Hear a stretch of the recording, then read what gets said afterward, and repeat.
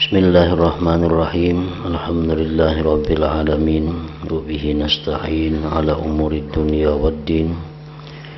Wassalatu wassalam ala asyrafil anbiya wal mursalin sayyidina wa habibina Muhammadin wa ala alihi wa sahbihi ajmain. Yang keempat daripada beberapa kesimpulan yang telah dijelaskan oleh beliau, Allah Ta'ala itu menanggung rezeki hamba, dan dia tidak menanggung kecuali rezeki madmun yang ditanggung. Rezeki madmun itu adalah bahan penguat dan yang membuat kesempurnaan diri. Rezeki madmun yang ditanggung inilah yang menjadikan tegaknya diri dan untuk persiapan taat kepada Allah.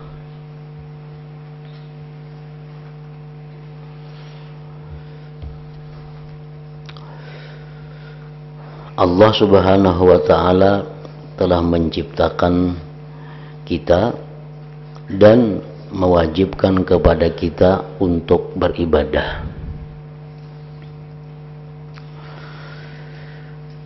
Karena kita diciptakan oleh Allah adalah untuk ibadah itu, dan ibadah itu tidak bisa kita laksanakan kalau tidak ada kekuatan, tidak ada kemampuan. Nah, oleh karena itu Allah yang mewajibkan kepada kita beribadah, maka Allah juga yang memberikan kekuatan, kemampuan agar kita bisa beribadah itu, sehingga badan kita bisa mampu bergerak, badan kita bisa tegak untuk mengabdi kepadanya. Nah, rezeki yang ditanggung oleh Allah, yang dijamin oleh Allah itu adalah rezeki untuk menguatkan tubuh kita ini agar bisa mengabdi kepadanya. Allah Ta'ala itu menanggung rezeki hamba, dan dia tidak menanggung kecuali rezeki madmun, yaitu bahan penguat dan yang membuat kesempurnaan diri.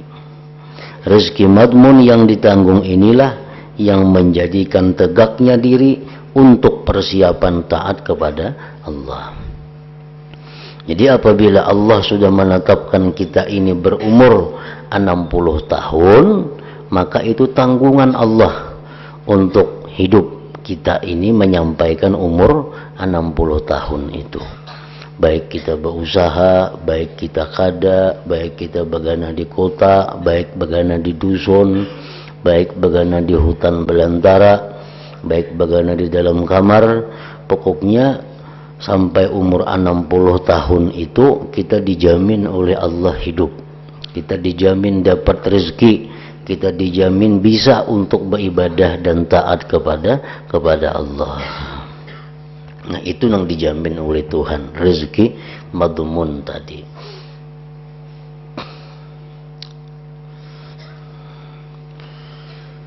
Nah, jadi Allah kadang menjamin bahwa kita ini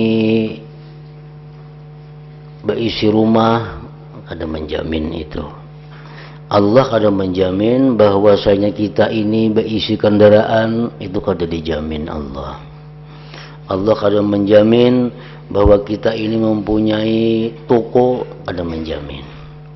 Allah kadang menjamin bahwa kita ini berisian kebun, kadang menjamin. Yang dijamin Allah itu adalah bahwa kita pasti hidup sampai umur yang ditentukan olehnya, dan di masa itu kita dijamin kawa mampu untuk tegak beribadah kepada Allah Subhanahu wa Ta'ala.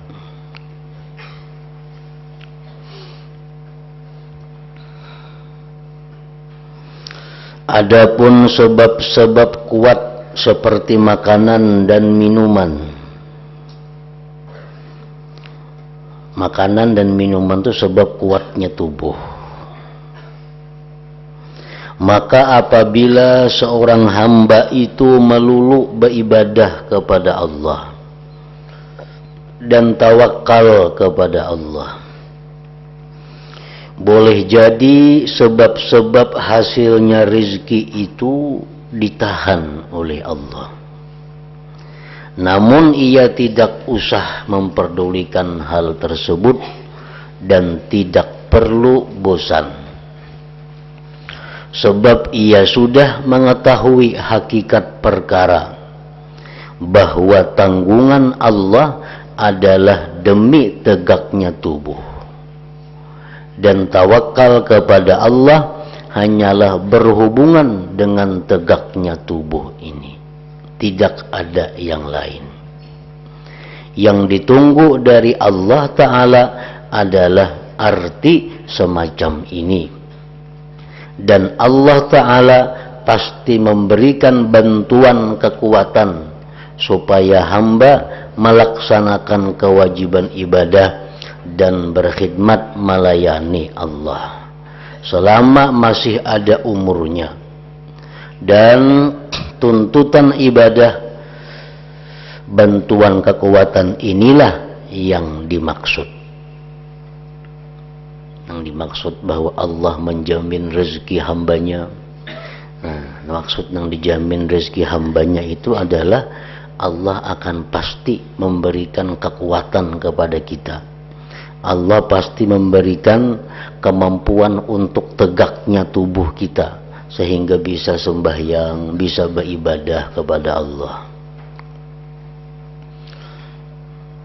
Jadi itu sedikit pun kita kada boleh ragu-ragu dalam hati kita. Sedikit pun jangan ada bergulak di dalam hati kita tentang rezeki madmun ini. Allah Ta'ala kuasa mengadakan apa yang Dia kehendaki.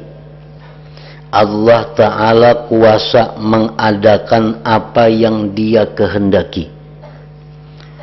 Jika Allah berkehendak, bisa saja Dia menegakkan tubuh hambanya dengan makanan, dengan minuman, dengan tanah dan debu, atau dengan tasbih dan tahlil seperti malaikat.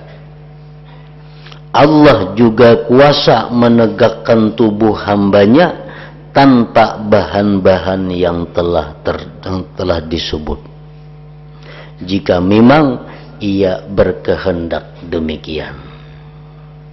Karena yang dituntut hamba hanyalah tegaknya tubuh dan kuatnya melakukan ibadah, bukannya makan atau minum serta bergolaknya syahwat dan mencari kelezatan. Jadi kalau begitu, sebab-sebab itu tidak diperlukan. Berdasarkan makna semacam ini, orang-orang yang tekun beribadah, ada orang-orang yang zuhud, kuat bepergian jauh, serta melipat malam dan siang tidak makan dan tidak minum, sebagaimana mereka ada yang tidak makan 10 hari, ada yang tidak makan sebulan dan 2 bulan, sedangkan ia tetap kekuatannya.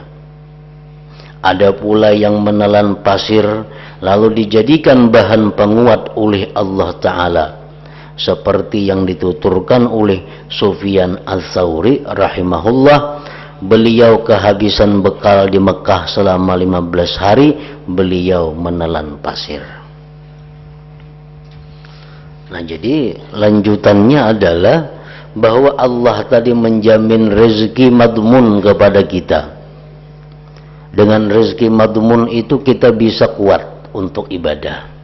Dengan rezeki madmun itu kita bisa tegak untuk beribadah. Pengertian rezeki madmun itu bukan hanya terbatas kepada makanan atau minuman. Sebab Allah kuasa menguatkan kita, menegakkan tubuh kita tanpa makanan dan minuman, seperti zikir, tasbih, seperti apa yang diberikannya kepada para malaikat. Dan bisa juga Allah memberikan kita kekuatan untuk hidup, kekuatan untuk tegak, tanpa itu juga, tanpa zikir, tanpa tasbih. Pokoknya bila mana Allah menghendaki mengadakan sesuatu, maka dia mampu mengadakan sesuatu itu.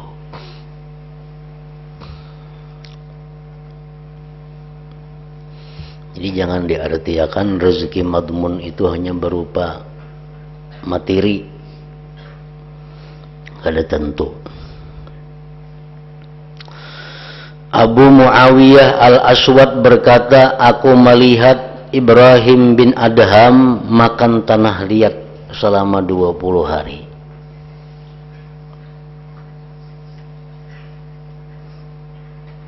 Tetap hidup, tetap kuat, tegak beribadah.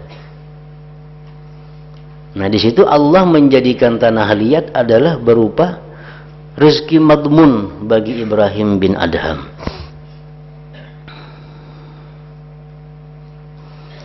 Diriwayatkan dari Al-A'mash, beliau berkata, Ibrahim At-Taimi pernah berkata kepadaku, aku tidak makan sejak sebulan. Aku Al-A'mash bertanya, sejak sebulan? Ibrahim berkata, sebenarnya malah 2 bulan. Hanya saja ada orang yang memaksaku dengan bersumpah-sumpah demi Allah agar aku makan sedumpal anggur, setundun anggur. Jadi aku memakannya, tetapi perutku lantas sakit.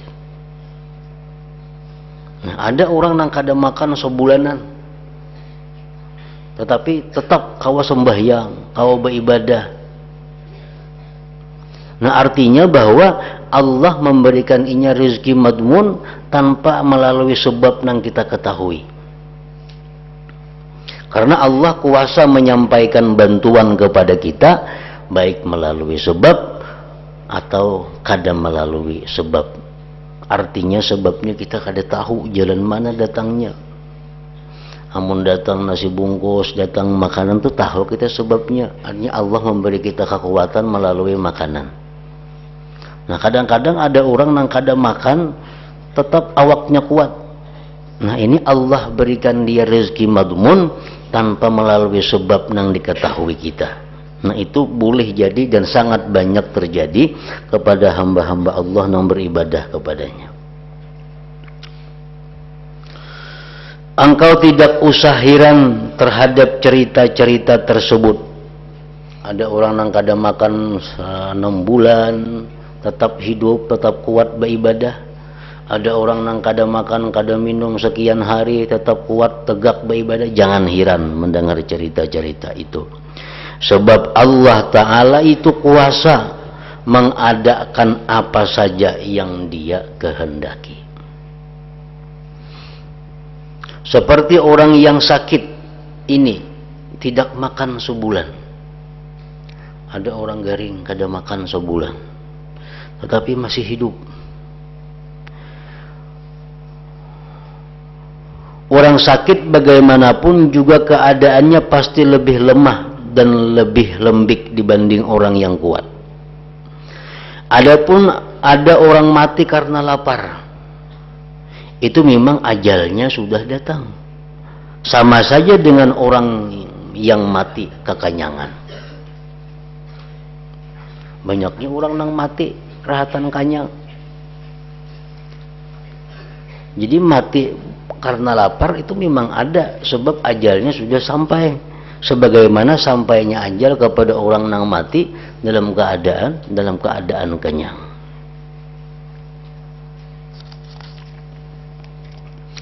Jadi yang wajib kita tawakal kepada Allah rezeki madmun ini. Nah, jadi kita wajib meyakini di dalam hati kita bahwa apabila Allah memberi aku umur umpamanya 100 tahun, itu Allah pasti mendatangkan kepadaku kekuatan untuk beribadah Allah pasti mendegakkan tubuhku agar bisa beribadah sampai 100 tahun itu. Nah itu nang wajib diyakini. Macam usaha kah, nang kada kah, nang guring haja kah, pokoknya umur tuh kada berkurang, tetap 100 tahun, dan kita pasti hidup sampai 100 tahun itu. Allah yang menjamin mendatangkan kita rezeki sampai kita menyampaikan umur nang 100 tahun tadi. Dan pemberian rezeki Allah itu adalah sekedar bahwa kita ini mampu untuk melakukan ibadah, melakukan kewajiban berkhidmat kepadanya. Jadi jangan berpikir mun aku kada makan, mun aku kada berusaha, kayak pegina awakku lama ngalih aku sembahyang. Nah, jangan berpikir nang macam itu. Itulah kewajibannya tawakal di situ, bahwa bila aku isuk masih hidup, pasti ada isuk rezekiku yang membuat aku kuat untuk beribadah. Bila isuk aku masih hidup, berarti isuk ada lagi rezekiku untuk bisa tegak sembahyang 5 waktu, untuk melaksanakan kewajiban-kewajibanku. Itu sudah ditentukan oleh Allah. Dan kita mengetahui bahwa kalau kita menyuruh orang sesuatu, pasti kita mencukupi untuk orang itu dalam melaksanakan tugasnya. Jam hari ini kusuruh jertuan ke pasar, bis ke pasar jam bulik. Nah pasti tuan ini menyuruh itu menanggung semuanya. Urusan makan kita itu sudah ditanggung oleh tuan, kita disangui duit segan ongkos pulang balik itu disangui tuan. Nah supaya kita bisa melaksanakan perintah tuan tadi. Nah kadang mau seorang tuan tuh tahu suruh aja, jam hari ini gawi ini, makannya kada dipikirkan, ongkosnya kada dipikir, tuh kada mau nih tuh, mustahil nih tuh. Bila tuan itu menyuruh anak buahnya melakukan ini, pasti tuannya sudah menyediakan sagan inya kau begawi ini tuh. Jar tuan macam hari ini besiang, pasti tuannya menyiapkan. Nah ini cangkulnya atau ini lading parangnya sagan menyiang itu, kadang mau Tuhan menyuruh besiang wara aja. Nah kayak itu juga Allah Subhanahu wa taala. Allah menyuruh kita sembahyang. Itu pasti Allah berikan kepada kita apa-apa yang diperlukan orang sembahyang. Pakaian, kekuatan tubuh, disediakannya banyu untuk bersuci, mengkadada banyu tayamum. Nah semua nang keperluan agar kita bisa melaksanakan suruhan Allah itu disiapkan oleh Allah, disediakan oleh Allah. Nah ini nang perlu kita tawakal. Aku pernah mendengar kabar dari Abi Sa'id Al-Kharraz rahimahullah, beliau berkata, keadaanku di hadapan Allah itu setiap 3 hari diberi makan sekali. Bila 3 hari ada orang ma'atari makanan. Ini Abi Sa'id Al-Kharraz ini orang yang hidupnya hanya beribadah. Hidupnya hanya beribadah kepada Allah. Sidin kada memikirkan makanan, kada memikirkan apa.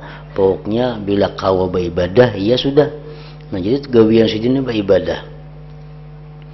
Kayaknya 3 hari ada orang ma'atari makanan, makan sampai kuat awak, sampai kuat beberapa hari. Lalu aku masuk ke pedalaman Jarsidin, 3 hari tidak makan. 3 hari kada makan di pedalaman bang.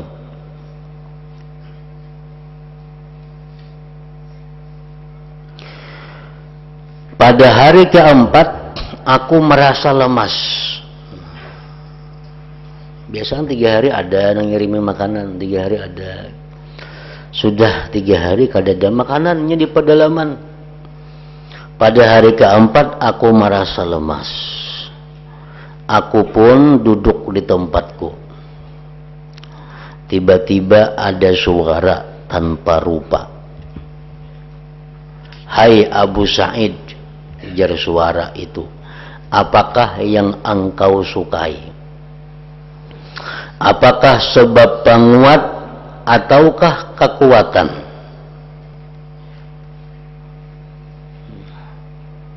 Hatib ngarannya, hatib itu ada suara orangnya kadada. Itu biasanya malaikat yang diutus oleh Allah untuk mengurus seorang hambanya. Jadi ujar si hatib ini, hatib tuh ganal, hatib lain, khatib kayak orang mahutbah tuh lain lagi. Ujar si hatib ini, hai Abu Sa'id, ikam hendak napa? Hendak sebab penguatkah? Amun ikam hendak sebab penguat, makanan kami kirimi. Atau kekuatan? Pilih dua. Hendak sebab penguat, makanan minuman diatari. Atau ikam kami beri kekuatan. Artinya kada makan, kada minum tapi kuat. Nah,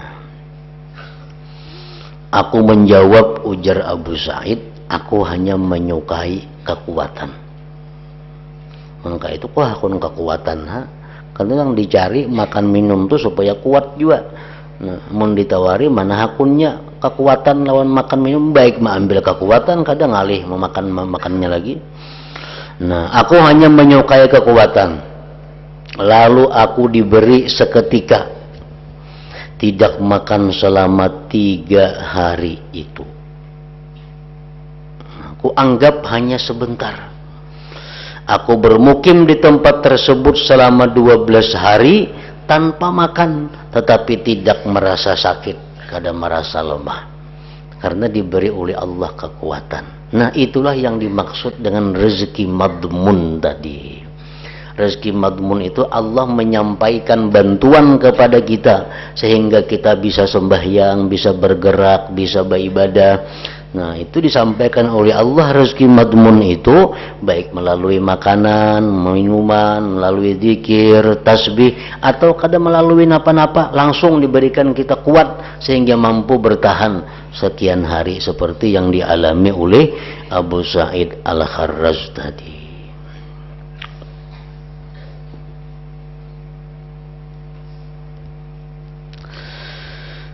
Adapun apabila hamba melihat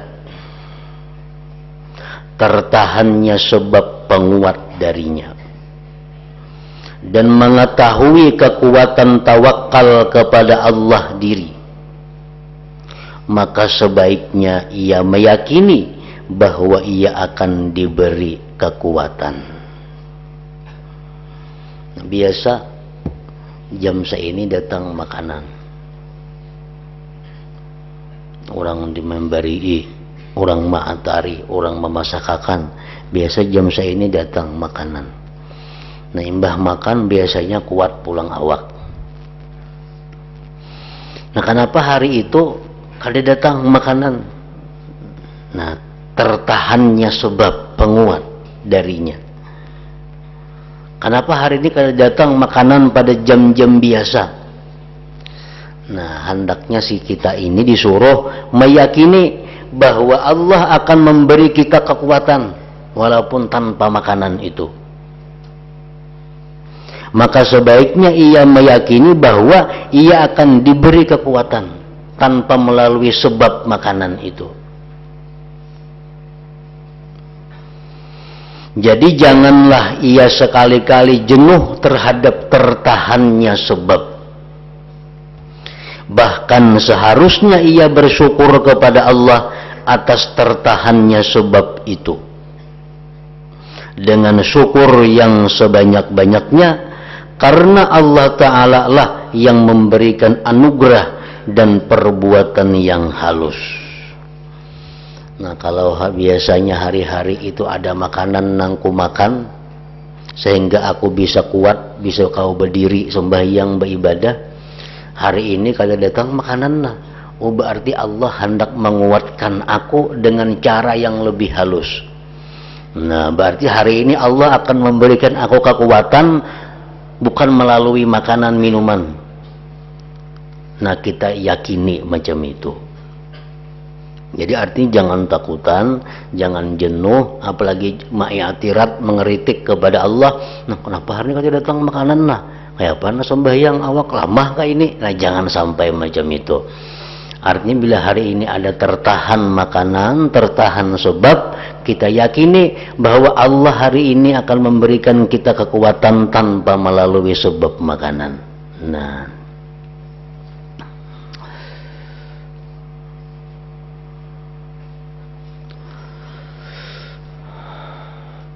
janganlah ia sekali-kali jenuh terhadap tertahannya sebab. Bahkan seharusnya ia bersyukur kepada Allah atas tertahannya sebab itu. Bahkan bersyukur lagi. Kalau biasa Allah mengirimi aku makanan, aku makan, berapa makan waktu, kadang basuh tangan, apa segala macam. Nah, hari ini berarti Allah akan memberikan aku kekuatan tanpa melalui yang sulit lagi. Bahkan seharusnya ia bersyukur kepada Allah atas tertahannya sebab itu dengan syukur yang sebanyak-banyaknya. Karena Allah Ta'ala lah yang memberikan anugerah dan perbuatan yang halus. Allah telah menghilangkan kesulitan bekerja dari orang itu dan memberikan pertolongan. Bisa menghasilkan pokok dan maksudnya menolak perkara yang memberati dan perantara, merubik hubungan-hubungan kebiasaan, memperlihatkan kepadanya jalan kekuasaan, menyerupakan keadaannya dengan keadaan malaikat tanpa makan, dan mengangkatnya dari tingkatan binatang dan orang awam dalam kemuliaan itu. Jadi ini kita membisai hati kita dengan cara nangka ini. Talambat datang makanan, tertahan makanan. Kada usah kita takutan, kada kau beribadah. Nah, tertahannya makanan, minuman, jangan takut bahwa kita ini bakal kada kawa sembahyang. Bahkan kita hendaknya di dalam hati kita ini bersyukur bahwa Allah hari ini akan memberikan aku kekuatan nang lain pada biasa. Kalau hari biasa Allah memberikan aku kekuatan melalui makanan minuman, nah hari ini Allah akan merubah kebiasaan itu, memberi kekuatanku sehingga langsung dengan sebab nang aku kada tahu. Dan pada hari ini Allah mengangkat derajatku daripada binatang. Binatang kan hanya kuat dengan makanan. Nah sekarang aku hari ini akan kuat tanpa melalui makanan, seperti halnya para malaikat-malaikat itu. Nah inilah hendaknya di dalam hati yang kita tanamkan apabila kita ada menghadapi tertahannya sebab-sebab penguat tubuh tadi. Renungkanlah pokok yang penting ini, niscaya engkau memperoleh keuntungan yang besar insyaallah ta'ala. Nah, jadi itulah 4 kesimpulan dari Imam Ghazali tentang masalah rezeki ini. Nah, barangkali engkau bertanya, ujar Sidin, engkau berpanjang lebar menerangkan masalah rezeki ini, menyimpang dari syarat kitab Minhajul Abidin. Ujar Sidin mun ada nang betakun bahwa pian wahai Imam Ghazali panjang lebar menerangkan masalah rezeki ini sangat luas, maka pian dulu menyampaikan kitab ini ringkas. Kenapa panjang lebar masalah rezeki ini nih? Sidin menerangkan masalah riya kada terlalu panjang, menerangkan masalah ikhlas, menerangkan masalah syukur, masalah khauf biasa-biasa. Tapi begitu menerangkan masalah rezeki panjang lebar, masalah tawakal kepada Allah ini. Nah, Imam Ghazali menjawab begini, demi sifat hayatullah, apa yang engkau anggap panjang itu sebenarnya hanya sedikit. Ujasidin yang kau terangkan ini yang padahakan panjang lebar itu kan napa-napanya hanya sedikit yang kau sampaikan ini. Apa yang engkau anggap panjang itu sebenarnya hanya sedikit jika melihat apa yang diperlukan dalam masalah ini. Masalah rezeki, masalah yang perlu, masalah yang paling banyak menjatuhkan manusia ke dalam api neraka. Masalah rezeki. Masalah rezeki, masalah yang rezeki ini yang paling banyak membuat orang lalai kepada Allah. Urusan rezeki ini yang paling banyak membuat orang melanggar hukum Allah. Nah, jadi di sini mesti ku jelaskan panjang lebar. Walaupun itu hanya sedikit yang ku sampaikan. Hal ini merupakan perkara yang penting dalam hubungannya dengan ibadah. Bahkan menjadi pokok persoalan hidup di dunia dan menghamba kepada Allah. Jadi orang yang mempunyai kehendak kuat dalam masalah ibadah ini hendaklah berpegang teguh kepada apa yang telah kuterangkan di muka dan menjaga dengan semestinya. Kalau tidak, tentu akan tersingkir dari apa yang dimaksud. Nah, jadi hendak bujur-bujur beribadah, hendak bujur-bujur mengabdi kepada Allah. Nah, ikuti keterangan-keterangan yang disebutkan ini, pegang mujar sidin. Kalau kada, maka engkau akan tersingkir dari apa yang dimaksud.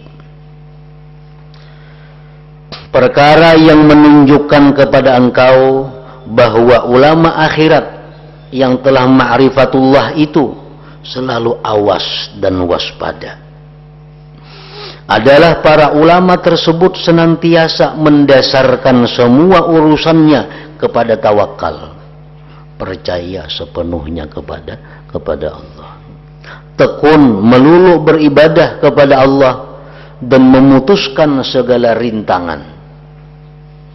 Orang beribadah itu pasti ada menemui rintangan masalah rezeki. Munajam bewirid siang malam menuntut ilmu, kayak apa kena ikam makan, kayak apa ikam kena sakit garing, kayak apa ikam kena mengongkusi anak sekolah, kayak apa ikam ini, kayak apa ini. Nah, itu yang biasa menghambat orang menuntut ilmu, itu yang menghambat orang beribadah karena bisikan itu. Nah, jadi untuk demikian itu jasidin mereka itu adalah penuh tawakal, percaya sepenuhnya kepada Allah, tekun melulu beribadah kepada Allah dan memutuskan segala rintangan.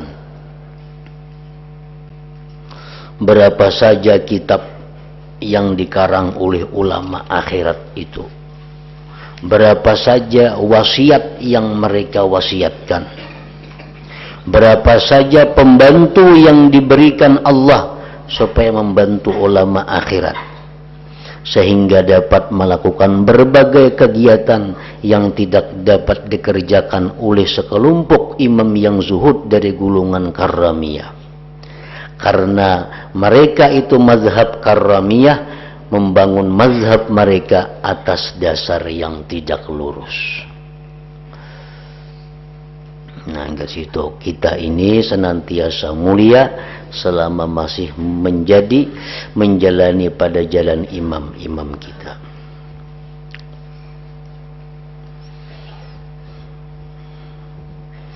Ila hadratin Nabi sallallahu alaihi wasallam al-Fatihah. Iyyaka na'budu wa iyyaka nasta'in. Ihdinas siratal mustaqim. Bismillahirrahmanirrahim. Alhamdulillah rabbil alamin. Shalli wa sallim ala sayyidina Muhammad wa alihi wa sahbihi ajma'in. Allahumma ighfir lana ma akhtana wa ma ta'ammadna wa ma asrarna wa ma a'lanna wa ma asrafna wa ma anta a'lam bihi minna, antal muqaddim wa antal muakhir, la ilaha illa anta. Allahumma anfa'na bima 'allamtana wa 'allimna ma yanfa'una wa zidna fahman wa ilman wa amalan wa hudan wa tawfiqa bi rahmatika ya arhamar rahimin. Sallallahu ala sayyidina Muhammadin wa ala alihi wa sahbihi wa sallam. Alhamdulillah rabbil alamin.